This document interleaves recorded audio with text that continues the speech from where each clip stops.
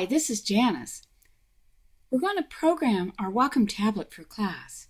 I'll give you all the preferences that I use on my tablet, so we'll be working with the same settings. First, make sure that you download the drivers from Wacom's website, so you have the most current drivers for your tablet. Now, if you're using a Mac computer, you'll want to go to your preferences after you've installed it under System Preferences. In System Preferences, click on Wacom Tablet. If you're working on a Windows computer, you will find it in your program files, and you'll click on the Wacom Tablet there and get this same window. In this window, we have all the ability to program our pen and our tip feel, as well as functions and speed keys, as well as the S and the touch wheel as well. First of all, let's click on the tip feel. I'm not going to customize it because it gets a little bit into the weeds, so I'm not going to go there. This is just a beginning class on using the tablet. Currently, what I want to do is I want to see how much I press on the pen.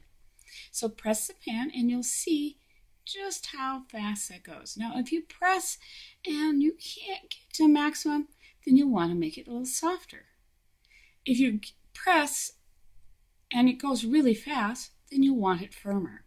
I tend to use it at maximum because I really want to make sure that I can use 100% of the pressure sensitivity within the range, and it allows me to be a little heavier handed when I'm trying to get a lower opacity. So firm is going to be probably a good place for everyone to start. Now, if you find that you can't get any opacity at all when you're working with the pen, then you can go ahead and soften it up. The next is the double-click distance. When you're first beginning, a large distance is probably the safest bet to go with. I tend to use mine right here because I've been using my tablet a lot, and I have a fairly tight double-click distance. But when you're first beginning, let's set it at large. Tilt sensitivity, we're not going to be going into that, so we won't need that. Again, that's going into the weeds a little bit. On the top of the pen, you'll have a toggle. And you'll notice there's a forward 1/3 and a back 1/3 on the little switch that's on your pen. This can be programmed. So let's program it for some of the most used functions. Come down to Modifier. I'm going to set the forward portion to Option. Option is a great tool because I do a lot of sampling. And whenever I've got the pen there, I'm just clicking on the front, doing my sampling. I'm also turning layers on and off. So it's one of my most used functions. So I'm going to go ahead and click OK. If you're in Windows, you'll want to click on Alt. Click OK. Now the back one I use as my hand tool, but I click in and out of the hand tool really quickly.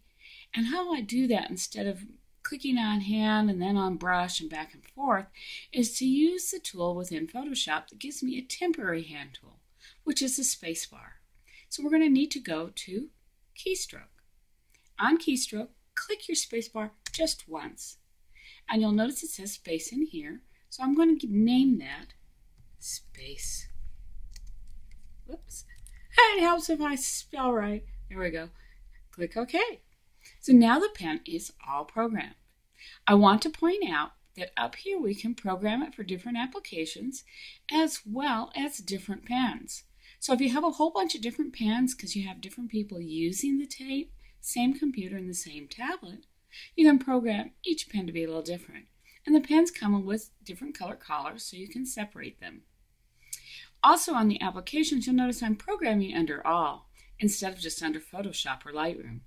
That's fine because if I'm working with the same settings on all my programs, if you're working in Lightroom, which I don't really use a pen in Lightroom, but if you do use a pen in Lightroom, I would suggest setting it up for Lightroom and for Photoshop differently because they're much different speed keys. Next, we want to go to Functions. My express keys are over on my left-hand side because I'm right-handed. A little later, I'll show you how you can switch the keys over to the right-hand side if you're left-handed. The bottom express key is one of the keys that I use to just set up my frame. To do that in Photoshop, it's clicking just an F key on the keyboard. So we'll just go down to keystroke and we'll just type F and we'll call that frame. That allows me to cycle between a window or a full frame or remove all the tools so I can look at it on a plain black field. And it's a great tool because sometimes you need to just click in and out of those frames. The next one up from the bottom would be also keystroke. On this one, I want to make sure that I'm resizing my image to fit the frame. To do this, I'm going to do a Command 0 on my Mac. If we're on Windows, you're going to do a Control 0. And we're just going to call this Fit Frame. And click OK. Now the next one is a little more complicated. Again, it's going to be a keystroke. We're going to program this to be our Merge Visible Copy Express key. This is punching down a whole bunch of different keys on the keyboard, so it's a little complicated, but it's a lot easier to hit one button on the express keys rather than having to put all those fingers in all the right positions when I want to do it. So we're going to do this. It's an Merge Visible Copy. It used to be called the claw, and it's a Command, Option, Shift, N, and E. And if you're working in Windows, it's going to be Control, Alt, Shift. Now holding those down, type N and then E. And I want to call this Merge Visible Copy.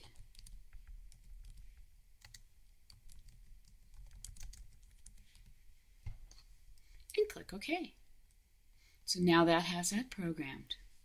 The next one we're going to program is just to create a new blank layer. It's going to sound very similar to the Merge Visible Copy, but this is a blank layer. It's not going to have any image in it. So we're going to go to keystroke. We're going to do a Command, Option, Shift, and just N. We won't be clicking the E because all we're doing is creating a new layer. And we'll just go blank.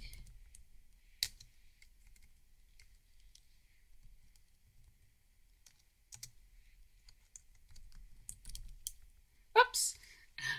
There we go.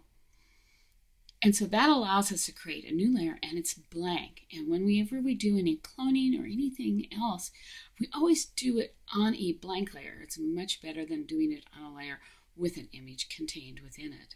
So now we're going to program the keys that are above the touch ring. Again, we're going to start from the bottom.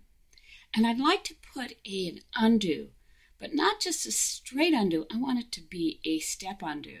That means I can push it several times and I can step up several steps. So if I've done a brush stroke, I can just keep clicking on it and it'll keep backing up for me. So again, it's going to be a keystroke. To do a step undo, we need to hold the Command or Control if you're in Windows, Option or Alt in Windows, and click C. And that'll be a step undo.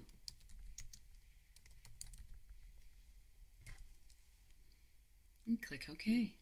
Now just above the step undo, often I need to hurry up and get a brush, and I can't, if I don't want to reach over and click B, I just want to do it on my tablet because lots of times I work with my tablet on my knees, so I don't want to move back and forth. So I'll just go ahead and put that as a keystroke. I'm going to just type B because B will automatically give me my brush, and I'll click Brush and click OK. Above that, we're going to put that in there. It's on-screen controls. And put that to radial menu. Again, that's more advanced, but I like to leave that open for that. Above that, I'm going to set this as keystroke and do it something that's targeted for my NIC filters, which is creating a control point. To create a control point, it's Command Shift A. And that is add a control point.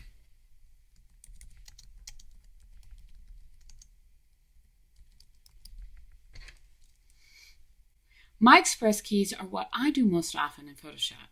You may do something quite different in Photoshop. If you want to get a handle on what you do most often, just write down all the different actions you do and put a tick mark and do that for about 2 days, and you'll have a pretty good idea what you do more often. Next, we want to program our touch ring. The touch ring allows us to do quite a few different things. It allows us to stroke the touch ring up or down, and that changes things. It's a different dynamic than what you're doing with the pen. It has 4 positions, and as you toggle it between the positions, you just click on the center of the touch ring, and it'll toggle between the positions. I don't want to be any more than 1 click away from whatever action I want to use. So I'm going to double down on my functions. Okay. So to double down on the functions, I'm going to start out with keystroke. And in keystroke, I want to make my brush larger by stroking up on the touch ring. So I'm going to do a right bracket key. And when I stroke down, I want to make my brush smaller, so I'll do a left bracket key. And we'll just click this to be brush size.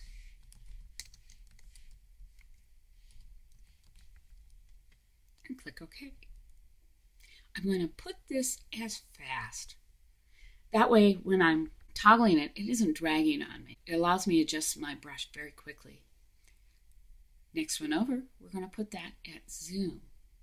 And again, just put it at fast. We don't have to do anything else than tell it to zoom. And so it'll zoom into our image or out of our image, depending upon whether we stroke the toggle up or down.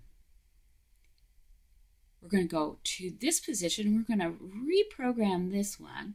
It's already set for brush size, but it's set for a backwards kind of a brush size. So we're going to clear and clear. And again, we're going to do a right bracket key and a left bracket key.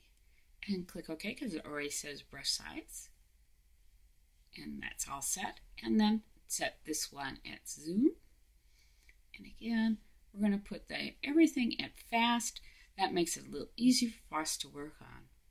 I'm not going to go into wireless because not everyone will have wireless. On-screen controls is where you would program your radial menu.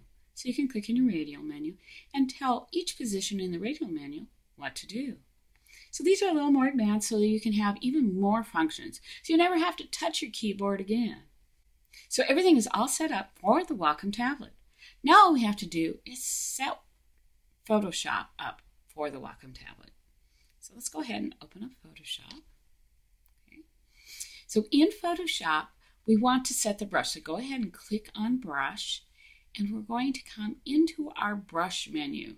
So come into the brush menu here. And by default, you'll see that it's in Shape Dynamics. And what Shape Dynamics means is as I press harder on my pen, I get a bigger brush, and I press less on my pen, I get a smaller brush. Well, we already set our dynamics, and I don't want my brush size to change with pressure, so I'm going to turn that off. Instead, I want it to change opacity. So click on Transfer. Transfer will allow us to change the opacity and change the flow. So we're going to put both of those on the drop-down to pen pressure. And this will give us a beautiful flowing taper in, and it's nice and soft. We also want to set the brush tip shape with the hardness at 0. I find that if I need a more distinct brush, I will make it be a smaller brush. Photographs don't have a real hard line edge like line drawing. So since photographs have a little bit of pixels and everything, that soft brush works much better, and then you don't have to try and get rid of heavy lines that you may have put in to your image by accident. And you'll find things will go a lot faster and easier for you when you use a hardness of 0. So that's all the settings that we're going to do right now in Photoshop. So I'll go ahead and quit Photoshop, and that'll save those. Let's go back here to the pen, and I'll go into mapping. Mapping is really important when you're setting up the preferences on your tablet. It means that we're going to work in pen mode. Don't put it in mouse mode, because mouse mode is going to make you walk your pen. And that's the one thing you don't want to do. You are no longer using a mouse. You want to be wherever you are on your screen relative to where you are on the tablet. So it's a very logical way of thinking. Unlike when you're working with a mouse and you're having to walk the mouse, it's not logical because then you run out of space. With the tablet program and mapped to your screen, when you're in the upper right-hand corner of your screen, you're going to be on the upper right-hand corner of your tablet. And the same goes if you're in the lower left-hand corner of your screen, you're on the lower left-hand corner of your tablet. So it's all very relative. It's going to take a little while to get used to, but I suggest getting a game of solitaire and playing with it. That's how you learn the mouse to begin with. So if you play solitaire overnight, you'll find you'll stop walking the pen and acting like a mouse, and you'll start using it more like a pen. And I know this works because my mother learned this, and she was 75 when she learned it that way. Thank you for signing up for my class, and I look forward to seeing you. Have fun with your Wacom tablet. If you don't have one, don't worry, because I will have loaners in the classroom. Thank you.